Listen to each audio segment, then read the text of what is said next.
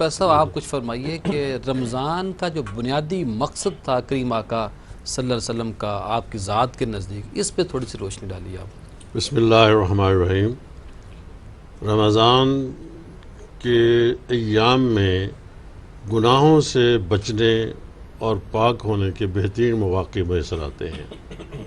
رسول اللہ صلی اللہ علیہ وسلم نے فرمایا، جب تم میں سے کسی کا روزہ ہو، نہ وہ یاوہ گوئی کرے، نہ بلند باتیں کرے، نہ بیکار کام کرے، اس میں کرنا کیا ہے؟ قرآن پاک کی تلاوت کرے، اور سمجھ کر قرآن پاک پڑھا جائے تو اس سے زیادہ اچھے مقاصد سامنے آ سکتے ہیں۔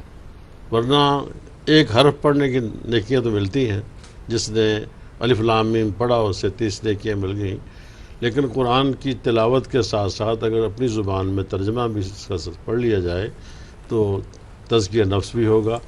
اور رمضان کے دنوں میں ایک دوسرے کو آپ کو محبت اور پیار کے ساتھ ملنا، اور آپ نے فرمایا یہ مہینہ مواخات کا مہینہ ہے، یہ صبر کا مہینہ ہے۔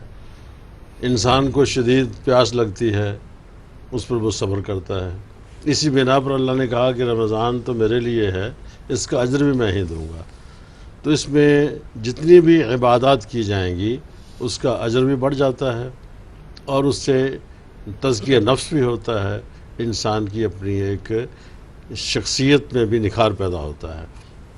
رمضان ایک ایسا مہینہ ہے جس میں رسول اللہ صلی اللہ علیہ وسلم صحابہ کرام کو ترغیب دلاتے کہ مزید نیکیاں کرو، کہ جس نے کسی کو روزہ افطار کروا دیا اسے اتنا ثواب ملے گا جتنا روزہ رکھنے والے کو ثواب ملتا ہے۔